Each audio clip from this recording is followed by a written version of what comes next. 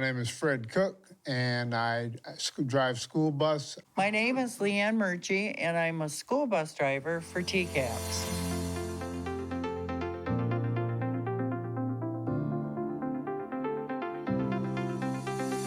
It's been a very wonderful experience.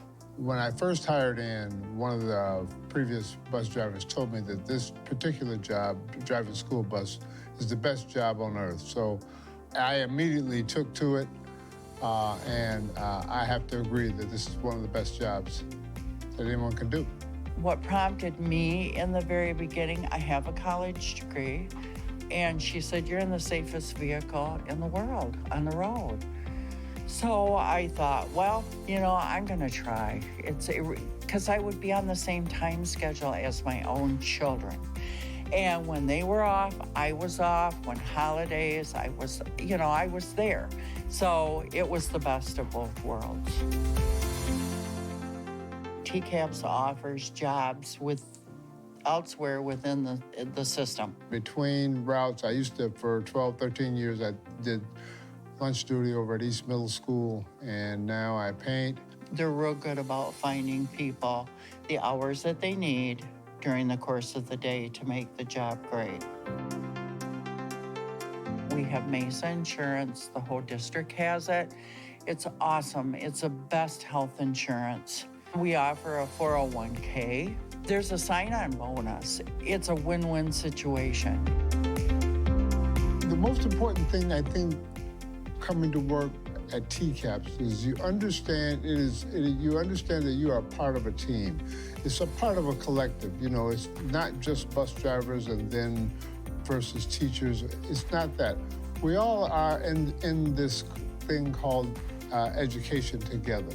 If a person generally likes kids, this is a perfect job. So I'm talking to kids all day, and that experience is really heartwarming, and I continue to understand what it means to be a part of the community.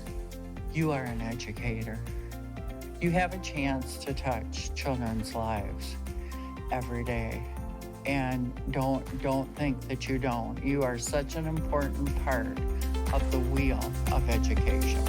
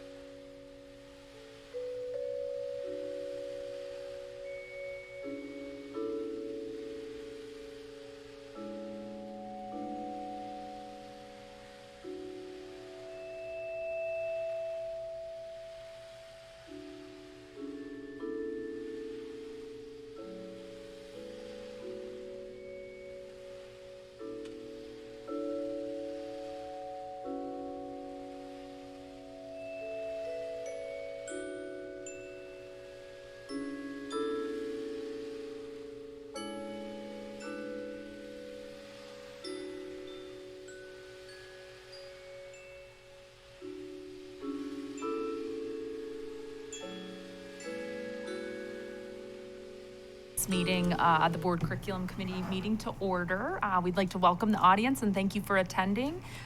Viewers may watch the Board of Education meetings and Board Committee meetings live on TV 190 or online at tcaps.net/board. Recorded meetings may be viewed on demand at the same address. So we'll move into public comment. Anybody in that back row want to make a public comment? We'd love to hear from our students. This is the largest group we've had all year. Okay, no public comment. So we will go into our procedural items. So first item, the draft committee meeting minutes. Are there any changes to the meeting minutes? Nope, look good to me. Okay, so hearing no changes, they will remain as posted. Next item is regarding the district course catalog, and there were no updates. At this time. Okay, so no updates at this time, so we'll move on to the field trip request. All So right, we have three of them today. So the first one is, they're all from Traverse City West Senior High. This is for the AP design class to Chicago in November. Approximately 6 students and 1 staff chaperone will be going. So all the details are there, including expenses and cost, per student cost, and where they will be attending. The second one is to a Model UN event in Toledo, Ohio in April. This is about 25 students and 1 staff member going, and a cost of about $250 per student. So that should be a really fun and exciting experience. Again, all that's linked there. You had an opportunity to look at that. And the third one is a trip in June that has been taken before to Mexico, a global service trip, June 11th through the 30th, about 35 students participating. Of course, the costs are a little bit more expensive, approximately $2,500 per student on the high end, and 3 chaperone staff members will be attending. Okay. I have a question. The Model United Nations one, do you guys take chaperones at all? Volunteers? Do you have enough parents that are interested in going? I'm not Out sure. of curiosity, just curiosity. Typically, the teacher takes the students as part of like that organization, whether it's run as a class or outside. And they just take chaperones usually from within, so we don't usually have parents chaperone the No. United Nation trips, but Okay, because I was thinking 1 to 25, you know, and it's Toledo, you're going into Ohio, I mean, Well, and it says just students will be chaperoned by 1 staff member. So just Yeah. 1 staff or 25, 25. yeah. to She's 25. more worried about the Buckeyes. Getting something like Right, that, yeah. something like that. It'd be like an all-day of your classroom, 1 to 25. Yeah. Yeah, 1 to Yeah. 25. Yep. Yeah. Something I would like to mention here, I know that some board members have asked questions on number 2, the trip to Mexico. I do, have some information. We did have some concerns that were brought up about this trip that I know the board's been emailed as well on. And so one of the things I wanted to do is I actually had a gentleman that's a former superintendent that has had the opportunity to have students go on trips, different parts of the country and the world, come in and actually take a look at this trip and all of the things that had gone on, and definitely had some recommendations for some thoughts of improvement. Again, it's a long-time trip that a teacher at West High School has done, many successful trips, but there were some situations that he took a look at and gave me some recommendations, just to give you an idea of a few of those things. Definitely thought we need to take a look at it and update our policies, 2340, 2340A, C, E, and F. He's recommending, and as a part of our review with Troon, we plan on incorporating that and having some discussions with that. He had another that develop a board policy or include in those others on chaperones, making sure there's pre-approval for chaperones and who's on that trip and who's all a part of it with that. Another is a review of State Department safety checks and procedures, determine the level of safety each time we go with that and what's there with that. Procedures for chaperone training is something for not just this trip, but all of our trips these are for, to take a look at to make sure that we have some of that. And I can tell you that I know that the teacher that does this have done training with EF tours, others that have done. I also met with these teachers and staff members. Review medical related infirmary procedures. If we have a student, one of the things that I will be doing forward, if we ever have a student that has a need maybe to come home, I've asked that the superintendent be notified and talk about who will also accompany that student back and those elements and how that procedure should work. Also, while on the trip, that there be communications and debrief with the students each day to make sure if there's any issues or whatever that they're addressed. After the trip, that there's a debrief and a meeting with students and family of suggestions he's made I haven't had the chance to really talk on that yet, but developing a one-page summary of costs before the trip and after the trip. That way there's real transparency on how that money's spent, how it's planned on being spent, and just following, making sure it does our GASB and financial procedures. So in today's packet, you will see, I asked a part of this packet that many of these things be in there. So you're going to see, for instance, pictures of the accommodations for the board to be able to see financial approximate costs for all those things. So we're making sure to take all those thoughts, and again, a trip that's been long in place, but any trips that we have in the future that these things are. And then, I think that the other thing that's debated a little bit that he and I talked about are, many times some of these trips are done by companies that put all these things into place, which is a good thing. However, there's an additional cost for that. And so I know this particular trip is meant to be a learning and somewhat of a service learning trip, and not, necessarily the conditions of a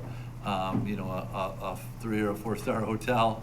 But it's something that, to think about and consider, or at least to see if we have the procedures in place. So for instance, I know when Jody Mackey does their Washington DC trip, I know through a company, with that. And the only thing I think that some of our staff are worried about is why they do this way, is that it keeps the cost lower so more kids can go. And again, with many kids that may not be able to afford to, or they're, through fundraisers and other things.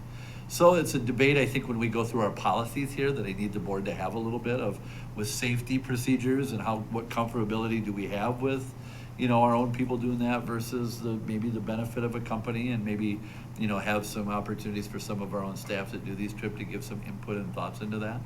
But I think, again, a part of our policy discussion, as we go through with the Troon policies, it's a discussion I'd like the board to have moving forward on how we do those things. But again, many of these things that we talked about here, you're going to see some of those in your packet that I asked specifically to be addressed in here.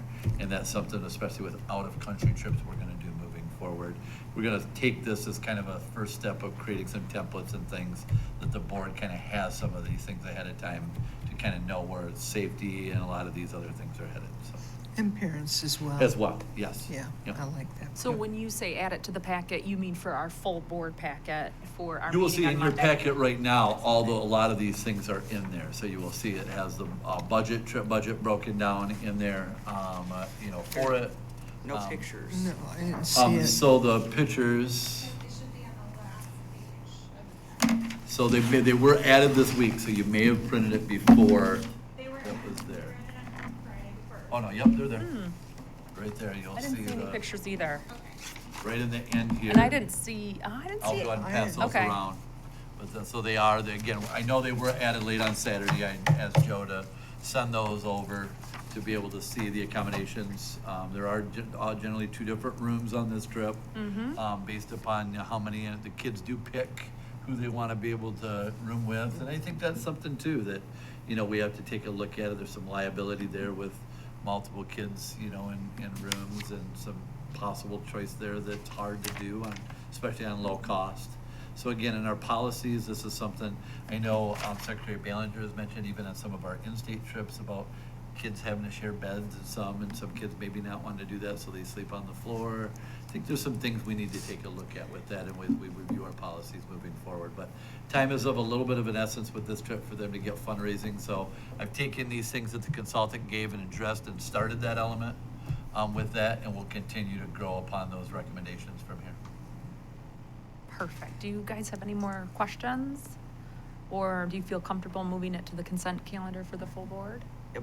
Okay, so we'll go ahead and, And I'm happy to meet with any board members, anybody has any questions on that, and you'll be forwarded this document along with all of from the past trip, all the financial information, all that. You guys will have sometime tomorrow. Mari just finished it up just before I got done, and that'll be sent to all of you as well. thank you. And thanks for addressing that here. As well as to the Appreciate parent that had some of the concerns. Okay, Yeah, perfect. I think that part is important.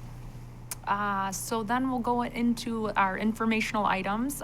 So the board curriculum learning series. So Kirsten. Yep, actually Heidi's gonna get us started. Heidi. Yeah, Okay. just a couple slides overview. So today, our board curriculum learning series is on academic supports for grades K through 5 specifically.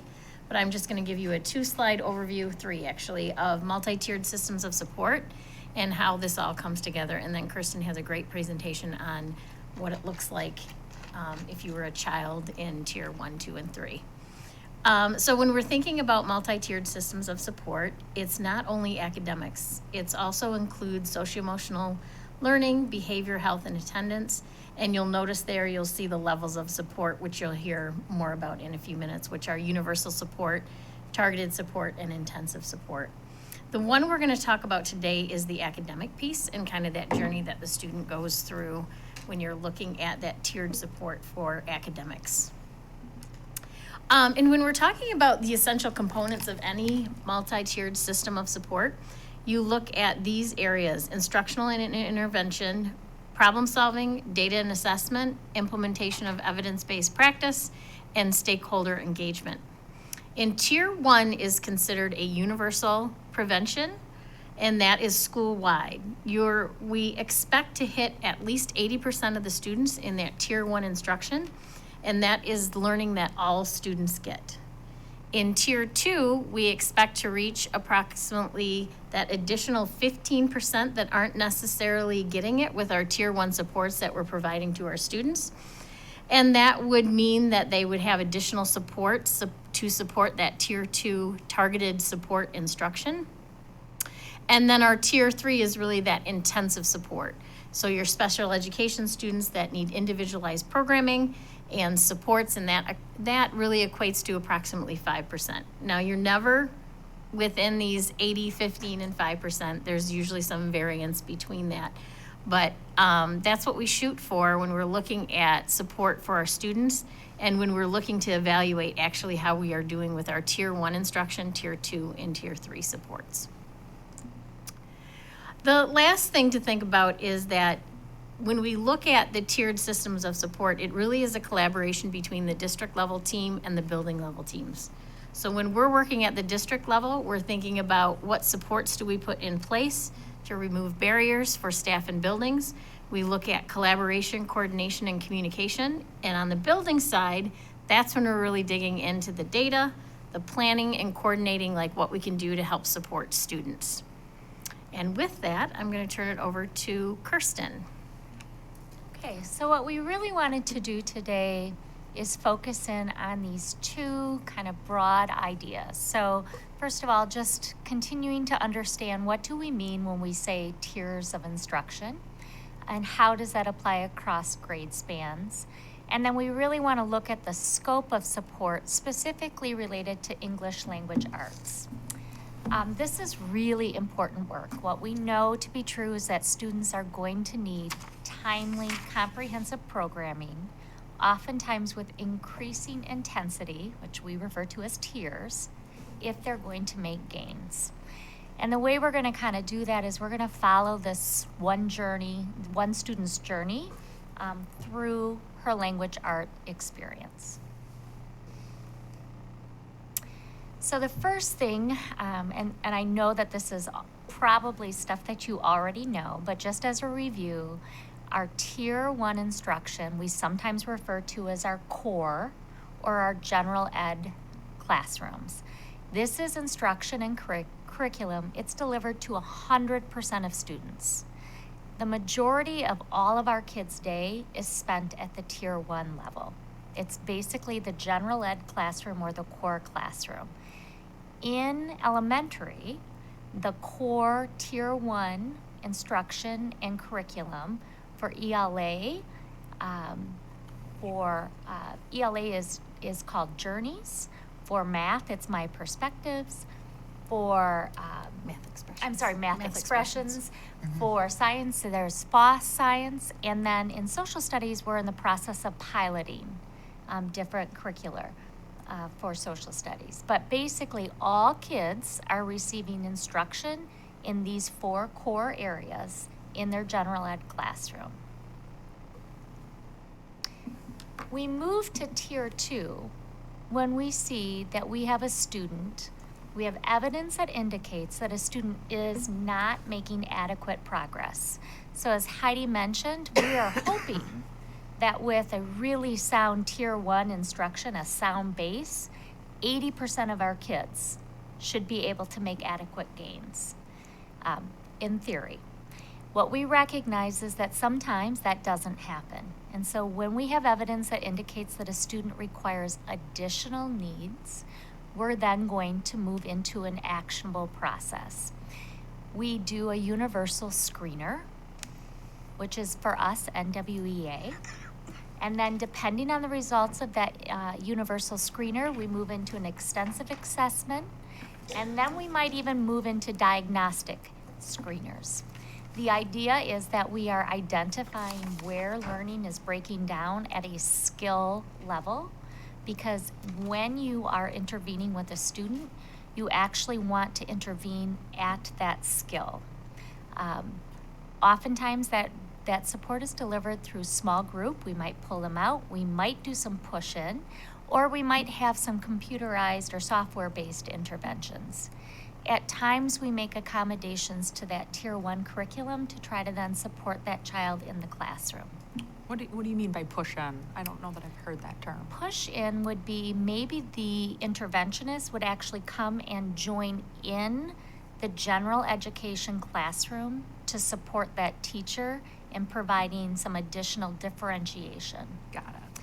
I would say that the majority of our Tier 2 instruction is pull-out at this point, but we do have some buildings that do have a little bit of their time that they do some push-in. Does that make sense? Yeah.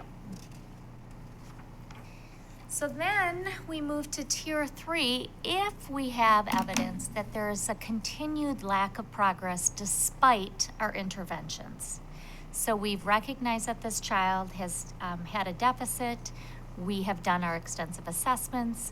We've given some support and some intensive intervention. The child isn't responding.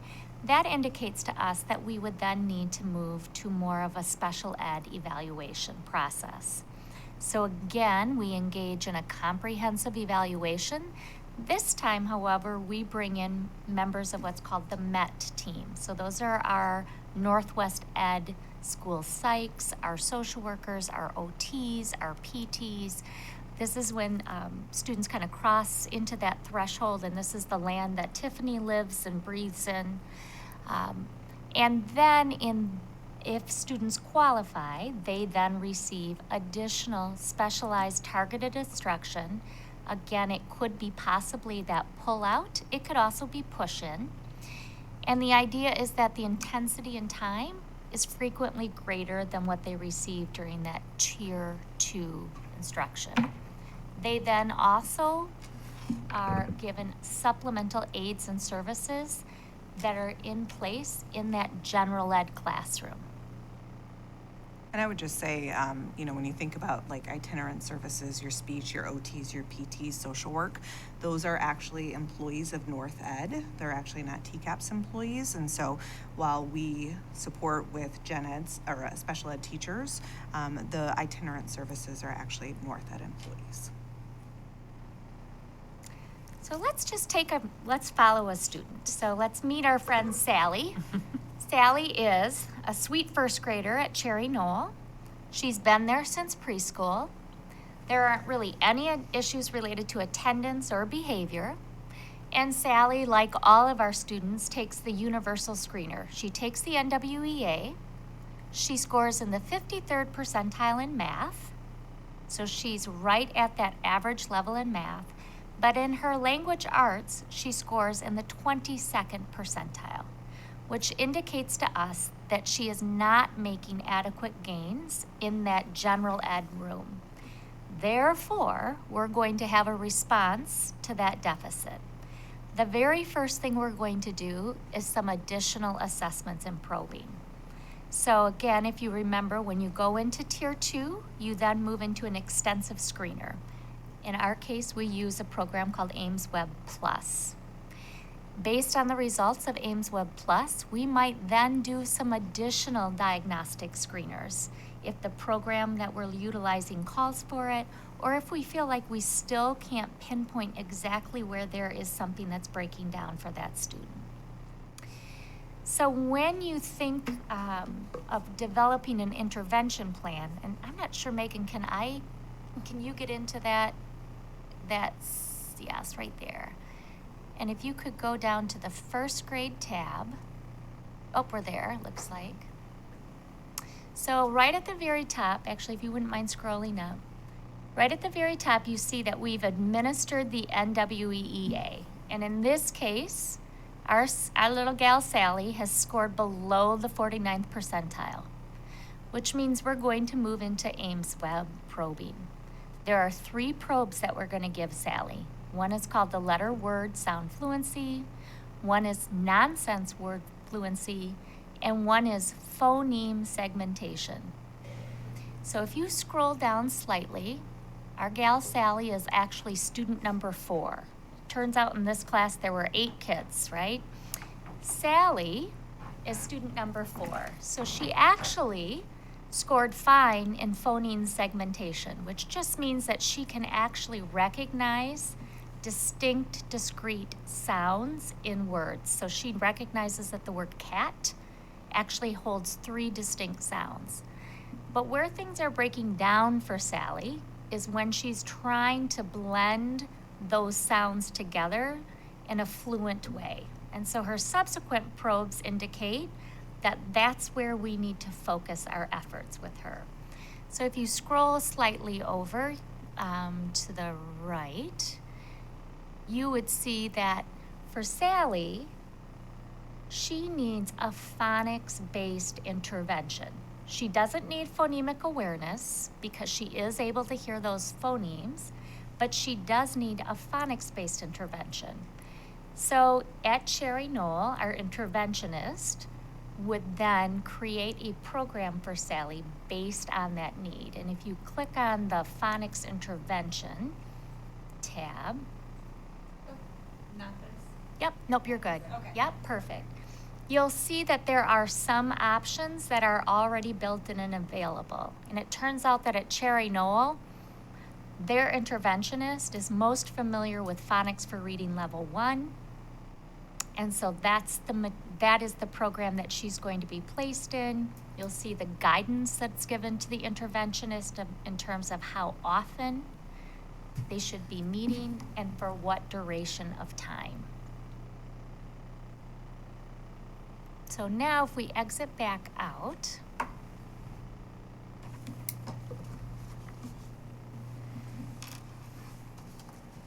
so our friend Sally has had her assessments done. We have a very clear understanding of what's breaking down. We've matched an intervention program with her needs. She's now placed in a group for 30 minutes, 5 days a week, with 6 other kids that we've identified have a similar deficit skill. The next step in our process involves progress monitoring. So we need to know that Sally is actually making progress based on this intervention. For any TCAP student that is getting pull-out services, we progress monitor them in 2-week increments.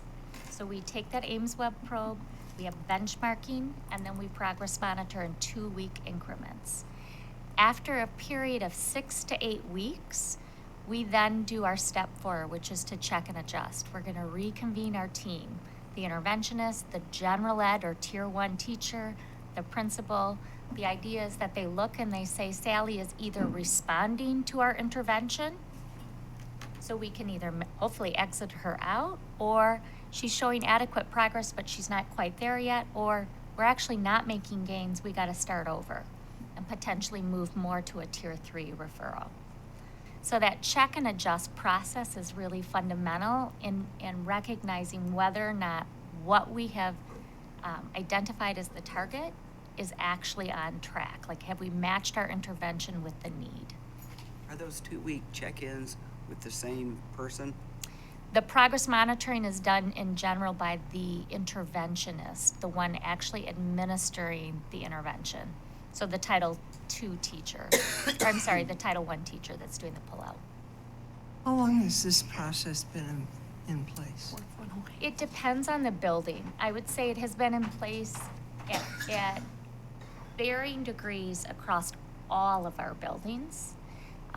Where I think we have gotten a little bit more robust is in that progress monitoring. We're now, I think, in our 2nd year of fully having Ames Web across tier 2 and tier 3. Prior to that, what we would use to progress monitor was based more on the program itself. So Phonics for Reading has its own progress monitoring tool.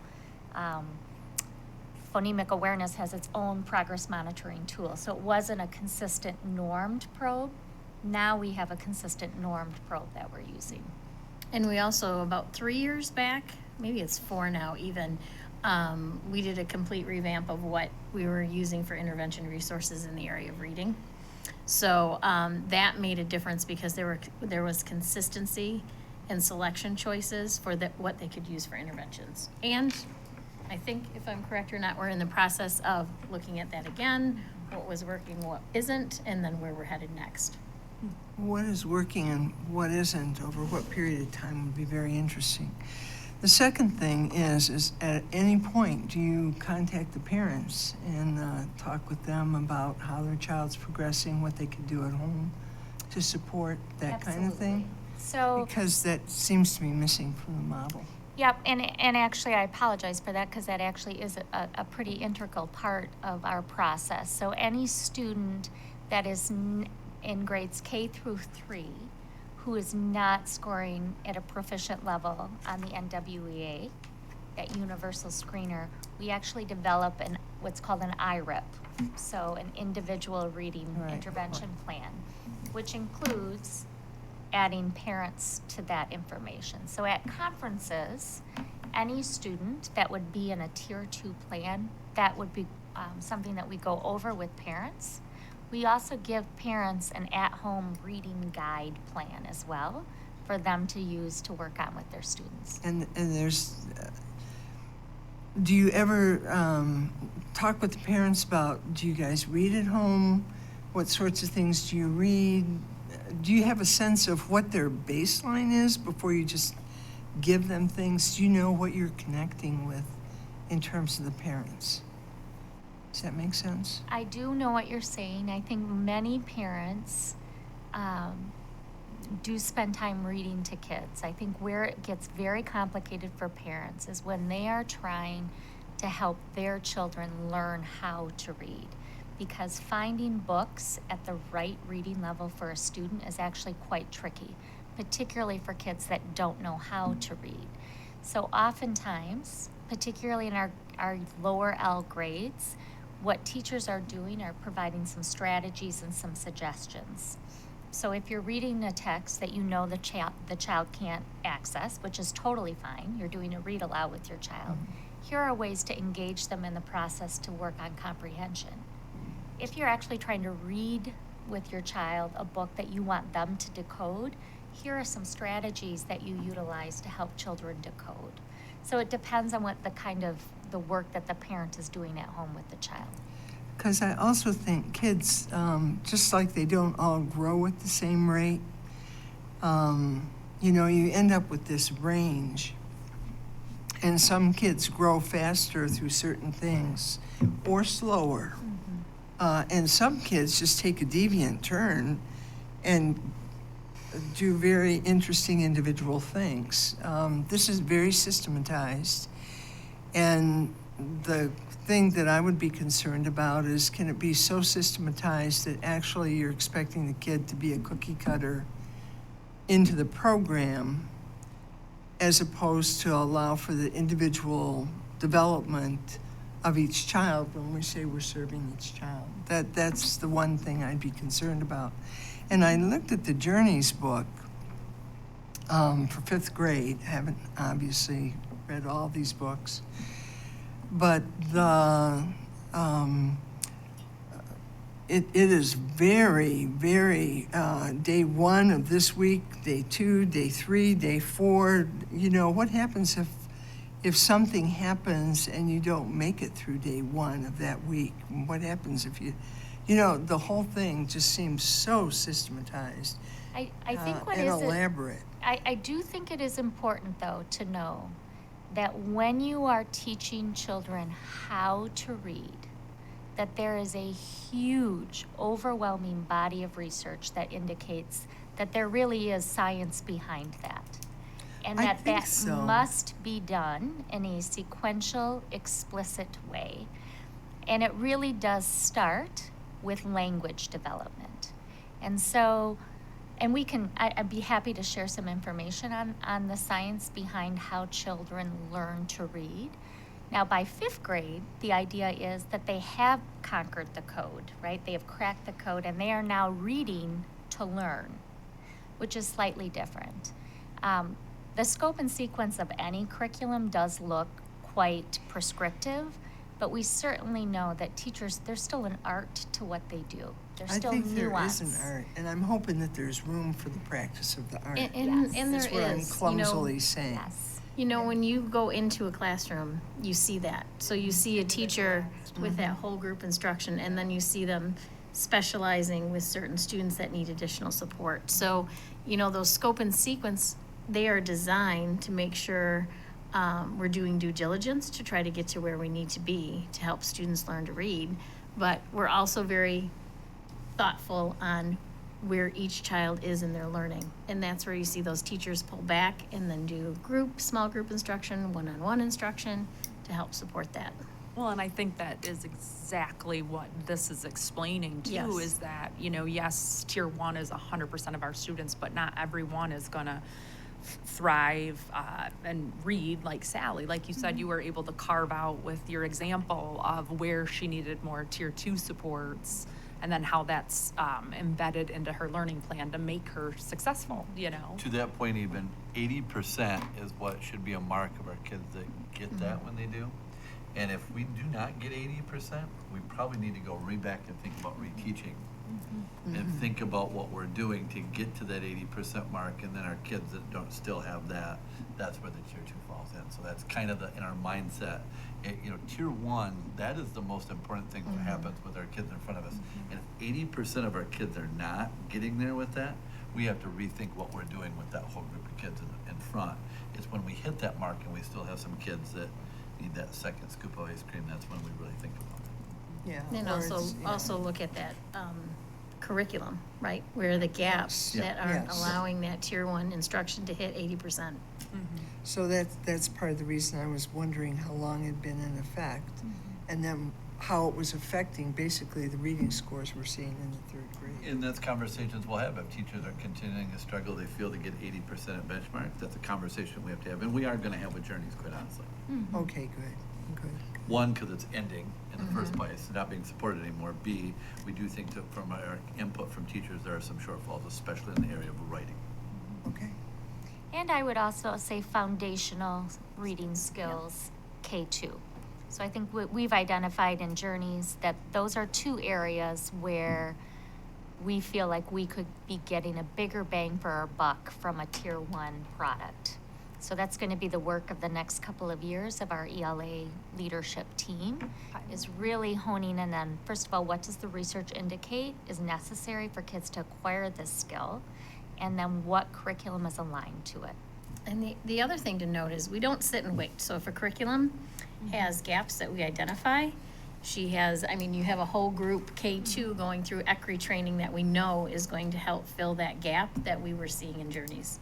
So one of the things we want to make sure you know is that we don't just wait out that end of the curriculum. If we identify gaps and are able to find, supplemental support materials that fill that gap, that's what we do in the moment, in the short term. In the long term, we identify if that gap is consistent throughout the years, and then when we revisit our curriculum purchases the next time, we take all those things into consideration. It just struck me as being such a tightly scripted approach that it was, And you know, and that's, I will just be honest, that's the hard part, especially with standardized testing. exactly. Here that- we criticize yeah. all the tests, but yet that's gonna be one of the Right. indicators on And- whether the program is and successful. the evaluation, tools that our state metrics have in place, it really, as a teacher, you struggle because, but I've got to meet that benchmark, I've got to do it based on that, but yet I want to do what I think is best for my kids in that art and science of teaching. And it really is a struggle. I'll tell you from 13 years in the classroom, I mean, it is a struggle. And we try and find that medium spot where we can, but it is the negative component of the evaluation system and the high stakes standardized testing from that standpoint. It does make you worry, do I not cover exactly everything the way that it should be? And if I do it from a cookie cutter standpoint, I know that I've hit it, but at the same point, how much am I affecting and building relationships with kids and doing some of those kind Yeah, of things and that are that's needed? important. And it is the challenge, Beth, I'm not gonna lie. Yeah. And the challenge of building trust in the system Yeah. as well. And I So- would say our teachers do a great job at doing like centers. So you might have the teacher with 10 kids and then another group with, 5 and another group. And so every student is kind of working on a different program. So when you have maybe students who are struggling, they might have a smaller group in front of them while the other kids are doing independent work or computer time. So that's the beauty of the art of teaching, right? You teach and you look at what students need, and then you can break them up into smaller groups. Yeah, I think we've been doing that for years. The other thing too is, not every kid has the same strengths and weaknesses, and that allows for creativity. And I think that somehow you have to have a mechanism that respectfully works with that as well. That if one kid thinks so far out the box that they don't just get shuffled and kind of left behind, or stuck in a system that doesn't really speak with them. Does that all follow through? I think what is important to keep in mind is we're talking right now about a very specific skill, which is cracking the code of written language. That is one component of a student's day. It's just, and it's one Yeah. thing, yeah. It's one part of their day. And in this case, it is for our earliest learners, it really does need to be very clear, explicit, sequenced, and based on science.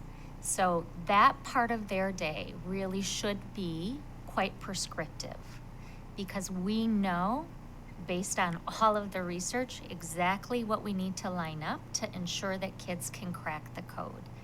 That does not mean that we don't need to have, of equal importance, parts of their day where they are free to simply be children, to play, to engage in creative expression, to have lots of outlets. Like, that is of equal importance. And so when what we're talking about, though, is really specific to this one kind of part of what a teacher does during the day and how they respond in that general ed room when it's not clicking for that child. What do we have in place to support our struggling learners? So that's really, it's just a small piece of a student's experience. And it seems like it would argue for smaller class size for the lower grades in particular, when these basic skills are being addressed. Yeah, kindergarten and first grade they do lay the foundation for oftentimes a child's entire trajectory. So we want to get it right as young as possible. So just some high level kind of things to think about, and we've kind of talked about these. Oh, I'm the one with the clicker. We know that we need exceptional Tier 1 instruction and curriculum. So if we're going to hit that 80% mark, we need to make sure that what we're doing, where kids spend the majority of their day, is outstanding. In the event that we have exceptional Tier 1 instruction and curriculum, but we still have children that aren't responding, then we need a process that includes exhaustive assessment to drill down to the skill level.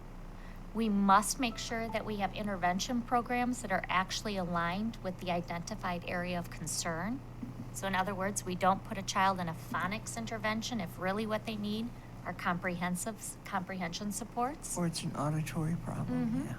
We want to make sure that we have adequate benchmarking and progress monitoring. And then we also have to have the ability to make adjustments based on student needs. So if a student no longer needs that support, we want to pull back and then move someone else. It needs to be a much more fluid process, which is a little bit challenging when it comes to scheduling. So that's probably an area for growth that I would say are some next steps for us in terms of our work.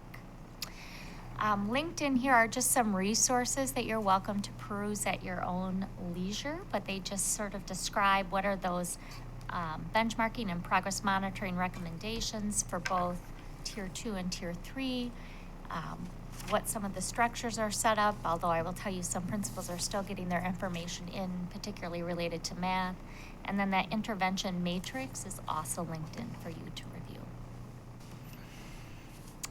And we've asked a lot of questions, but if you have any others, you're welcome to ask now. Thank you. That was great. Really appreciate that. And even though I think I know a lot of that stuff, it's so good to just review it at that level. So thanks so much. Appreciate that.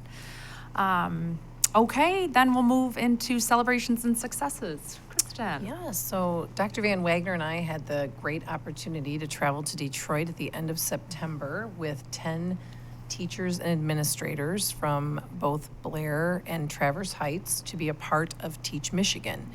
This is a state-funded 5-year initiative to invest in the retention and development of high-impact educators working in under-resourced schools across the state of Michigan.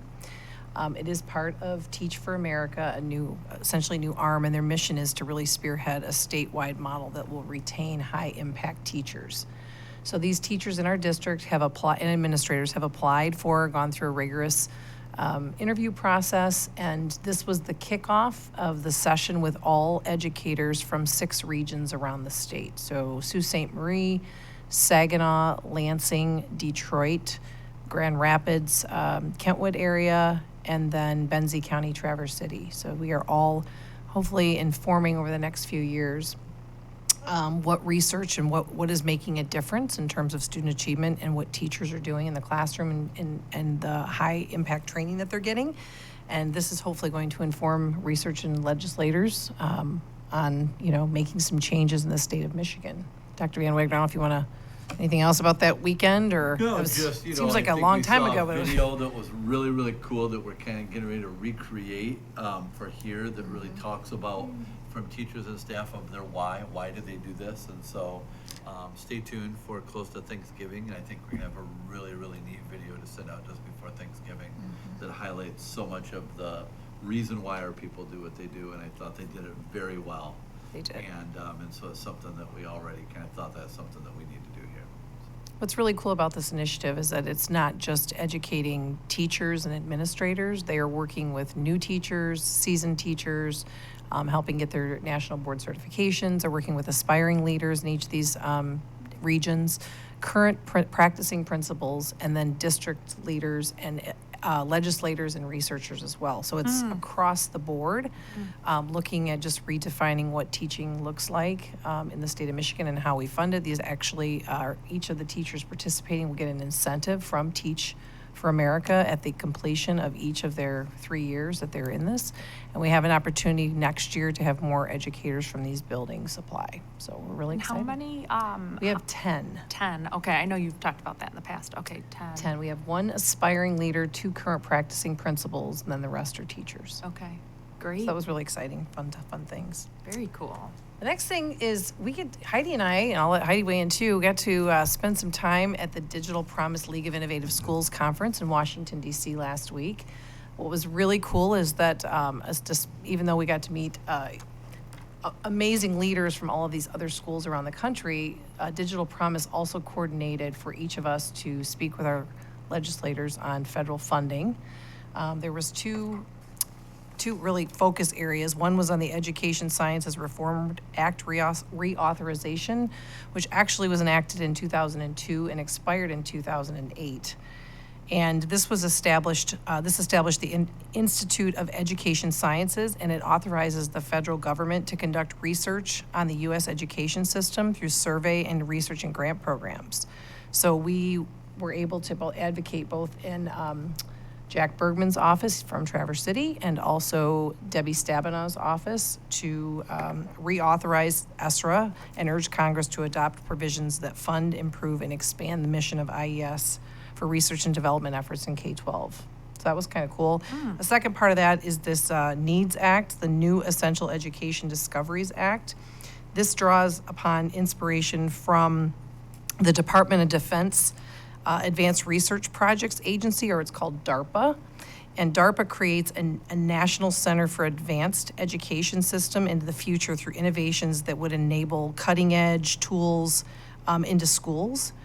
So we were asking for this to be funded, fully funded, and this would allow incubation and dissemination of innovative educational programs in every state across the United States. I really appreciated the fact that at the conference, we also got to, as you see, the pre-training workshop, they actually got to, each of the states got to get together and kind of give us some talking points and practice, and it was really, I don't know that many educators or district leaders get a chance to go sit on Capitol Hill and advocate for education. So I want to give cool. Heidi Malby-Skodak a shout out. She did an amazing job in both places. We had a great, you see the Digital Promise rep was with us. It was a great team effort. It was really exciting, and I don't know, I think we may hear back. I don't know, I thought we did Yeah, I everything. hope so. And a little more on the, as it relates to DARPA. So DARPA is given, I mean, gobs of money, Yes. basically, to focus on research and development. And the primary focus is not on, it's on transformational change, so not incremental.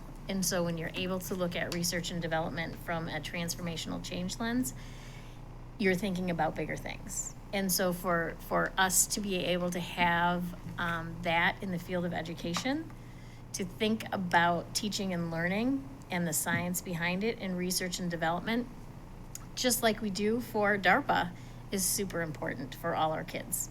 Because we need to find out the why, the reasons, what works, what doesn't work, in a research-based approach to help us all grow. So super excited to go. It was a great workshop, brought a lot of weight, and you'll see a little bit more about that on the next slide. And we just advocated for some of the handcuffs that we face in education, like, you know, if we want to partner with business and industry, we need some flexibility with teacher certifications and how we reward credits, you know, the mental health challenges, the teacher retention, you know, the problems that we have with that. What was the other So part? we talked about personalized learning. Oh, yes, And that's that, right. you know, if each student could have a playbook that they go by. Like our job is to get them where they want to go. How do we look at education differently instead of just from 8 to 3? We look at it from all times of the day and opportunities that they have inside and outside of school. Flexibility with time and the school year. It's also What a something- unique opportunity It's just really to cool. be there with the legislators and to have that opportunity to share our perspective, right? Because ours is different than maybe people in southern Michigan or whatever it is, you know, just to have those voices present. So it's interesting. And we continue to be like a unique voice because we're a large school district in a rural area. Right. So I'm learning a lot, certainly from the people that we met there, on what next steps might be, because it's like this, like you operate like a rural school, but you have a lot in common with urban. So very informative. This was just a picture of the conference. This amazing artist was literally, as every presenter got up, was in there and kind of capturing what happened each day, morning. that's cool. The talking points, and so these were some of the, and it was a beautiful day. Well, it was really chilly here. I think it was, I don't know, in the 60s. A nice walk across. We got to go from the House side to the Senate side, all outside, right around the Capitol. It's really cool. Wow, that reminds me of like our Montessori vision boards and like Yeah. where like 1,000 ideas are Rows that go thrown at the board, and yeah. More celebrations. I'm going to turn it Yes. over to Heidi. Yeah, so as you know, we had the listening tours come in October 25th and 25th, apparently. 24th and Instead of 25th. 24th and 25th. But It's a long day, Yes, the it was a 25th. long day. It was one long day.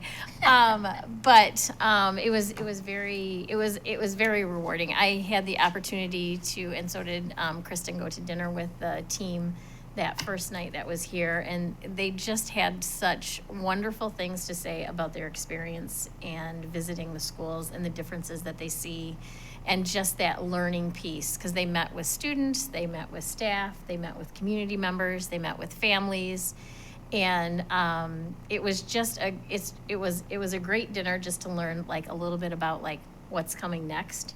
So the next part of the process really is digesting those information that we got from the surveys, as well as looking at what they learned from the listening tours and the questions that they asked to become more informed about what our next steps might be for school improvement.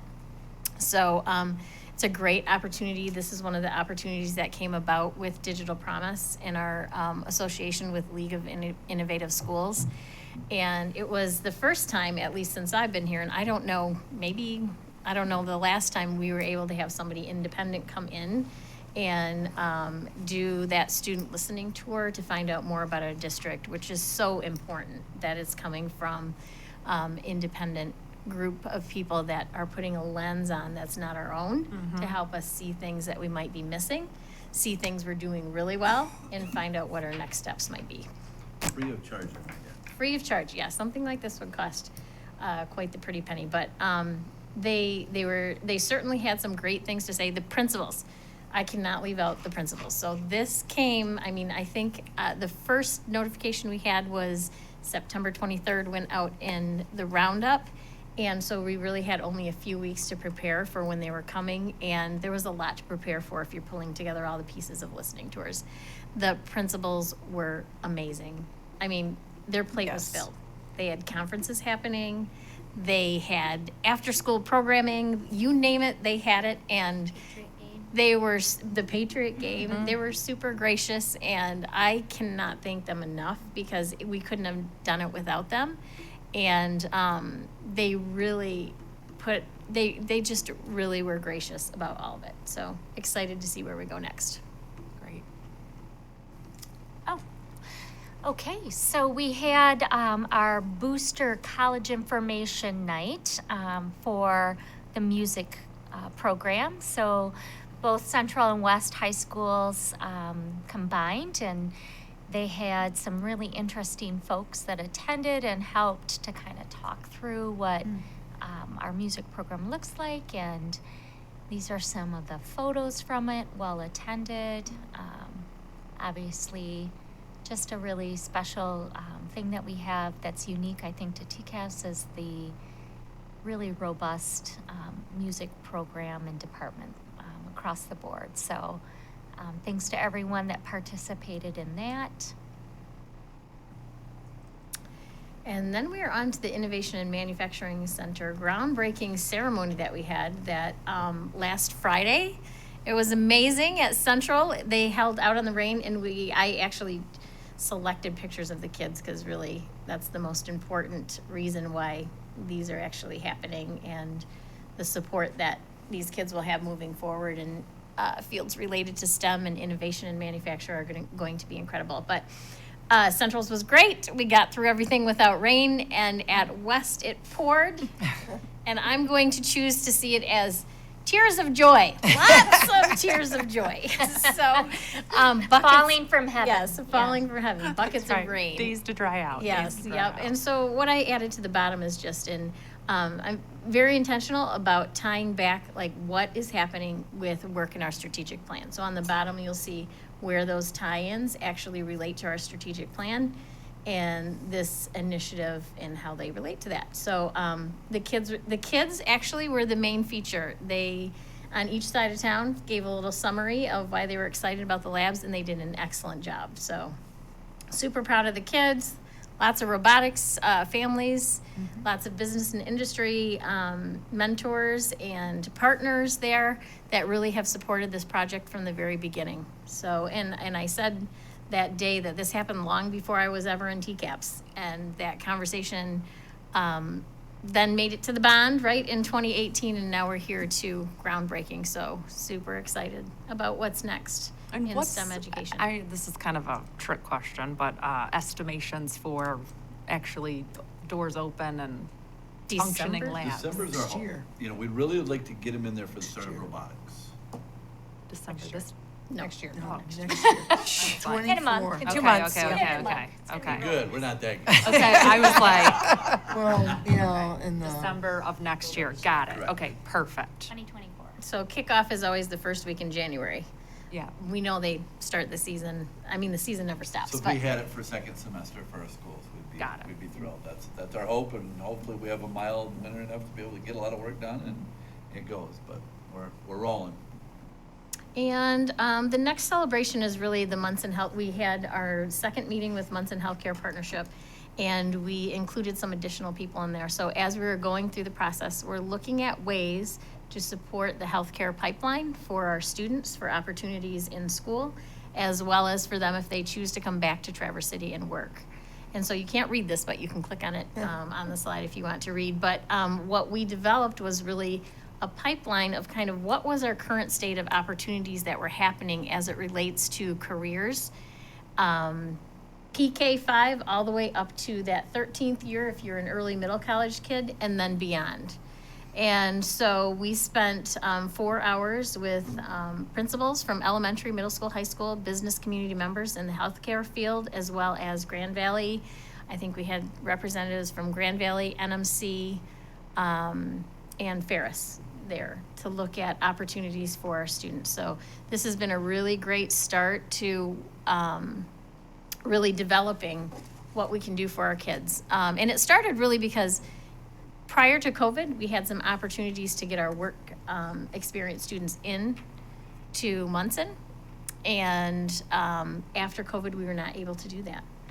And Munson, I believe, met with John and talked about the need for healthcare professionals in our region and how do we work together collaboratively instead of in silos, and breaking down those silos to bring all the people together to the table to actually develop what that pipeline could look like. Really good conversation. The elementary principals had a lot of great feedback on that would work at this grade level, it might not work at this grade level. So great day and lots of learning. Our next step, our principals are taking the information back to teachers and asking for feedback. So when we come back and meet at our November 20th meeting, we'll have some feedback from teachers and staff looking at what our next steps might be. Great. And this was a part of it too. It's just looking at that work-based learning continuum and opportunities for students. They're really categorized in 4 different areas. Like, is it awareness? So somebody coming in and reading a book about a healthcare professional.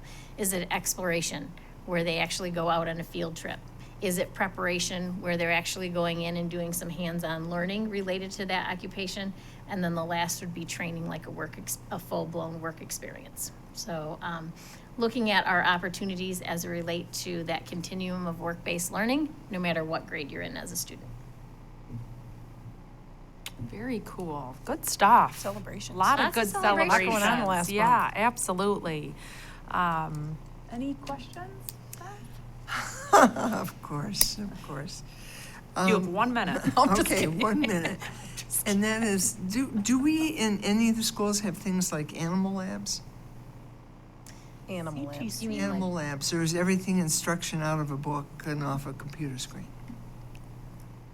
Animal labs, things like, Section type stuff? well, the section is one thing to consider in the high schools, yeah. They do But- dissections at the high school Yes. level. Yeah, at Yep. the high And school. I think even at And the then middle school. In middle school, we had animals in the school, and you could watch animal behavior, talk about it. So we had guinea pigs, we had rabbits. We learned a lot about rabbits. I'm not sure if we had birds. There may have been gerbils, I'm not sure, but we had a variety of animals. And, when you talk about healthcare, you're not only thinking about human healthcare, you're also thinking about veterinary school and all the ancillary programs. And the two mesh off that animal model. Here we're in the Great Lakes areas, fish, and over at Career Tech, they have things that address some of those And things. a lot of that That goes is there. career You know, tech. our state curriculum very much gears it towards more that junior and senior level with those works. And we as a community have decided to put our kids into the career tech path for ag science, those elements that way. So that's Yeah. where you get a lot of it Yeah. from that standpoint. Where they have the sheep over there. Correct. But they, also even aquariums, that kind of thing. And we do have some of that. So for instance, at Montessori right Montessori. now, they're actually Sturgeon. growing up Montessori. sturgeon. So we do have some of that, from that element with it, and that's very much that plant animal-based, program And in the there. preschool program at Blair, they did have a thing with butterfly From the cocoon. Yes, and so the kids were very excited, of course, watching that whole progress or growing something That is from one a of the seed. favorites, the butterfly, I don't know in the why. FOSS curriculum. They love to see Just that. so long as it's certain kinds of butterflies. That's Yes, yes. But you know, it's more an integrated, sort of, it's not all just inside the classroom, but you're bringing the outside and inside together. So, did that classify as a 1-minute question? I don't know that I got what kind of question that you were The asking. question is, are we introducing There animals? are Okay, some. yes. Okay. And Yes. our curriculum, I do think our state, you know, with the breadth of everything we have to do, it's hard. You know, for some of those, and then resources to have all those things as well. And sometimes it depends on who's owning that classroom, Yeah. you know, Yeah. as to where their interests and abilities are, and I understand that as well. But yeah, Okay, we're well, advocating for it. Gotcha. got it. Well, with that, our next curriculum board meeting is Monday, November 27th, 4 o'clock here in this room.